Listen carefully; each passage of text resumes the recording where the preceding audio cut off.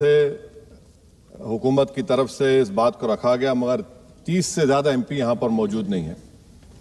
Madam, पहले तो मैं वज़ीर आज़म की इस बात की मजम्मत करता हूँ और उनको बताना चाहूँगा कि जिना के बारे में उन्होंने जो कहा था, हम तो जिना के सख्त मुखालिफ है, इसलिए भारत को अपना वतन माने, मगर 42 में आपके प्यारे वीर और जिना की पार्टी ने नॉर्थ वेस्ट फ्रंटियर, सिंध और बंगाल में मिलकर हुकूमत चलाई और उस हुकूमत ने 1.5 लाख हिंदू और मुसलमानों को अंग्रेजों की फौज में शामिल कराया ताकि वो लड़े। तो किसी शायर ने अच्छा कहा था वजीर आजम के बारे में कि फरेब देकर जमाने को पारसा ना बनिए, इन्हें कहो कि वो बंदा बने खुदा ना बने, अमीर शहर यही चाहता या हजरत कि हमारी चीख गले में रहे सदा ना बने।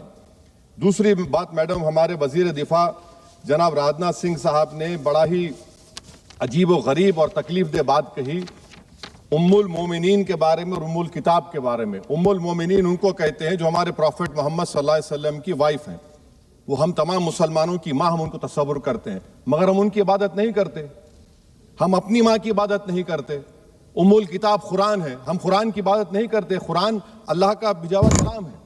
तो उसके बारे में भी शायर ने अच्छा कहा कि खबर नहीं जिन्हें अपने दीन और मजहब की, हमें वो दीन का मतलब सिखाने निकले हैं।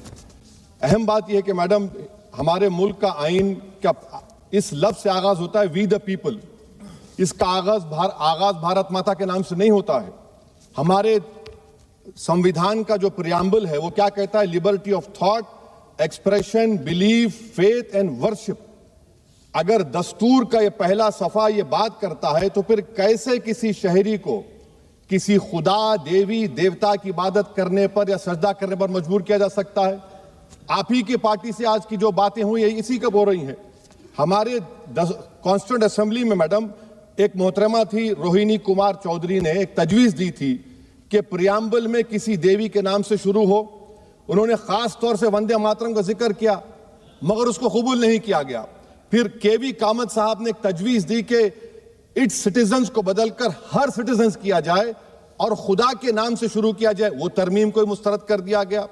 हमारे संविधान का उसूल यह है कि भारत क्या है, उसकी अवाम है, अवामी कानून की मुसन्निफ है, अवाम मर्जी से सबसे बालातर है, अवामी हाकिम है। मुल्क किसी खुदा, देवी, देवता, मजहबी इलामत के नाम से नहीं चलता, ना मुल्क किसी एक मजहब की मिल्कियत है।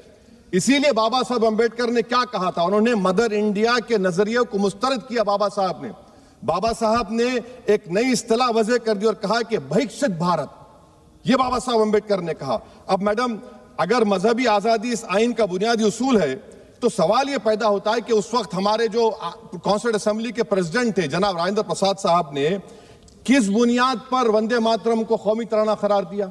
ना तो कोई सेक्यूर रेजोल्यूशन है इसके बारे में। मैडम, मैं आपको बताना चाहूंगा कि जुडिशरी क्या कहती है। बीजू इमैनुअल केस है 1986 का, जिसमें जिहोवा विटनेस ने कहा कि मैं नेशनल एंथम के वक्त खड़े रहूंगी, पढ़ूंगी नहीं। सुप्रीम कोर्ट ने कहा कि उसने कोई गुनाह नहीं किया। वहीं एक 2017 का केस है अश्विनी उपाध्याय का केस सुप्रीम कोर्ट का, उन्हें कहा गाइडलाइंस दिए जाएं वंदे मातरम पर, सुप्रीम कोर्ट ने नहीं कह दिया। फिर आप आ जाइए madam, prevention of insult act national 1971, इसमें नेशनल सॉन्ग नहीं है, सिर्फ नेशनल एम्बलम और आपका नेशनल एंथम है। फिर आप आ जाइए 40th अमेंडमेंट आर्टिकल 51 है, 76 में पास हुआ, उसमें भी इसका कोई जिक्र नहीं है। मैडम, मैं आपके सामने बताना चाहूंगा कि हमारा भारत एक इसका मजमुआ क्या है। इसमें हिंदू है, मुसलमान है, सिख है, ईसाई है, जैन है, एथिस्ट है, मेहनत कश है, किसान, गरीब, मजलूम और दलित है।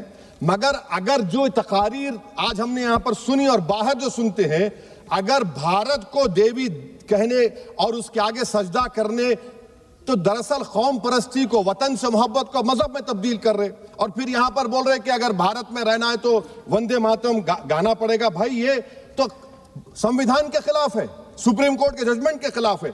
अगर वंदे मातरम मैडम कौमियत का मियार है तो फिर सवाल यह है कि हसरत मोहानी की कौमियत क्या थी जिसने इनकलाब जिंदाबाद का नारा दिया?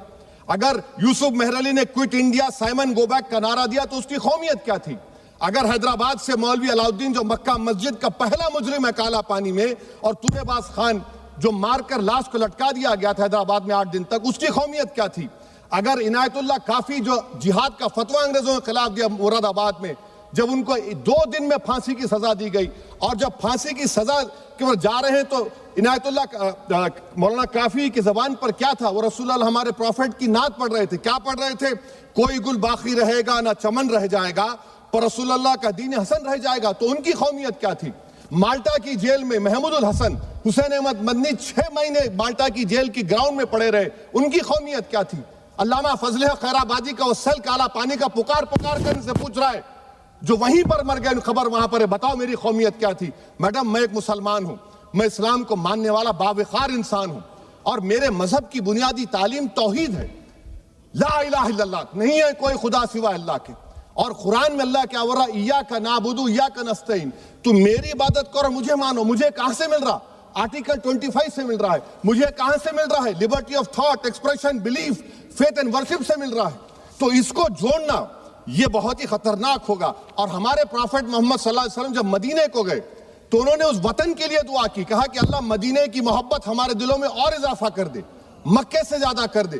तो ये इस्लाम, मुसलमान होना, हमारे ईमान में मुल्क की मोहब्बत बीच में नहीं आती, और मुल्क से मोहब्बत है और रहेगी हमेशा, क्योंकि ये अजीम कुर्बानियां यहां पर शामिल है जिन्होंने जंग आजादी में हिस्सा नहीं लिया। आज अगर वो वतन की मोहब्बत का दर्ज देंगे तो बड़ा गलत होगा। मैडम, मैं आपके सामने एक चीज पढ़ूंगा। 1937 रविंद्रनाथ टैगोर ने लेटर लिखा सुभाष चंद्र बोस को, मैं सिर्फ किसी ने नहीं पढ़ा ये। क्या कहा टैगोर साहब ने? But parliament is a place of union for all religious groups and there the song cannot be appropriate. When Bengali Muslims show sign of stubborn fanatism, we regard it intolerable. When we too copy them and make unreasonable demands, it will be self-defeating. ये मैं इसको ले करूंगा madam, आप देख लीजिए। फिर दूसरी तरफ मैडम आप आ जाइए, मैं यहाँ पर बैठकर, हाँ, जितने तकारीर यहाँ पर हुए सब जनगण मन पर तनकीद किए। तो मैडम मुझे ये कहना पड़ेगा कि जनगण मन पर आप लोग इतनी तकलीफ क्यों उठा रहे हैं? आखिर इतनी तकलीफ क्यों है? तो मैं जब जाकर देखा तो मुझे 28 दिसंबर का ऑर्गेनाइजर मैगजीन का आर्टिकल मिला, जिसमें ऑर्गेनाइजर लिखता है कि what is the moral sanction behind government choice of Jana Gana Mana, except that it can be made an item of entertainment at the sumptuous parties thrown by government officials. आप बताइए, इसका बोलेंगे आप? और फिर उसके काइंड कैसा करते हैं? It will mean we can not love our motherhood. Madam please, it will mean that Vande Mataram is buried alive with the word Jan Gan Mana on the tombstone, for the tomb will also be of Jan Gan Mana of the will of the people. इस पर आप क्या बोलेंगे? Madam, मैं आपको ये बताना चाह रहा हूं कि वतन की मोहब्बत हमारे लिए बहुत अहम है, मगर ये बताइए हमको कि अभी मैडम यहाँ पर आनंद मठ के बारे में बहुत कुछ कहा गया। मैं सिर्फ 2 मिसालें आपको देता हूं। आनंद मठ के पेज नंबर 70 और 80 को पढ़ लीजिए। इसके बाद सनातन जहां मुसलमानों के घर पाते थे, इन्हें आग लगा देते थे। आप पेज नंबर 98 पढ़िए। हमें सिर्फ इन मुसलमानों को जड़ से खत्म करना है, क्योंकि खुदा के दुश्मन बन चुके हैं। फिर आप पेज नंबर 115-16 दीजिए। फिर मुख्तलिफ इलाकों में मुसलमानों को सदा देने के लिए भेजे जाते, जहां मुसलमान आबादी नजर आती जला दिया जाता। फिर आप देख लीजिए मैडम, सफे नंबर 120 पेज 120, बनकिम लिखते हैं कि सनातियों को मालूम नहीं था कि अंग्रेज हिंदुस्तान को निजात दिलाने वाले हैं।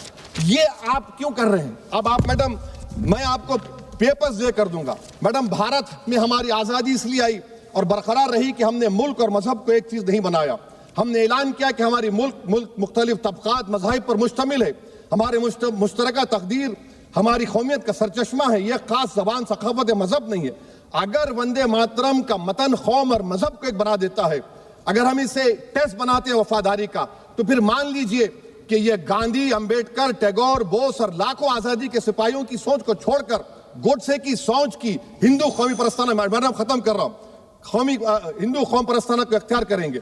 मुझे वतन से बेइंतहा मोहब्बत है मैडम, और इंशाल्लाह हमेशा रहेगी। मगर बावजूद इसके कि मेरी मस्जिद, मेरी इबादत गाह, मेरे कपड़े, मेरे कारोबार पर हमले होते, मगर मैं फिर भी कहता हूं कि वतन मेरा, हर वतन को हम छोड़कर नहीं जाएंगे। मगर हुब्बुल वतनी का क्या मुतालबा है? हुब्बुल वतनी ये कहता है कि वतन से मोहब्बत है तो जुल्म को खत्म करो, गरीबी को खत्म करो, बेरोजगारी को खत्म करो, जबर का खात्मा करो, अमन का गहवारा बनाओ, पाकिस्तान की दहशतगर्दी को खत्म करो, एक्सप्लॉयटेशन को रोको, शरारत को रोको, मुल्क के खिलाफ की जाने वाली साजिश खत्म करो। मैडम, भारत एक चमन है जहां पर हर फूल को खिलना चाहिए, और अगर कोई इस फूल के अगर पूरे फूल खिलेंगे तो उसकी खुशबू से ये वतन मुअत्तर होगा, मगर अगर इस चमन का माली ये कहेगा कि एक ही फूल खिलेगा, तो मैं जिम्मेदारी के साथ कह रहा हूं, अगर एक ही फूल खिलेगा तो वो सहरा बन जाएगा और माली माली नहीं रहेगा, वो जल्लाद कहलाएगा। तो इसीलिए मैडम हम उम्मीद करते हैं कि हुकूमत इस पर जोर जबर ना करे। मेरा राइट है, यकीनन मैं जानता हूं कि आजादी के लड़ाई में वंदे मातरम का नारा था, मगर अगर आप इसको जबर करेंगे तो ये संविधान के खिलाफ है। वफादारी का सर्टिफिकेट हमसे मत लीजिए मैडम, खत्म कर रहा हूं। वफादारी का सर्टिफिकेट हमसे मत लीजिए।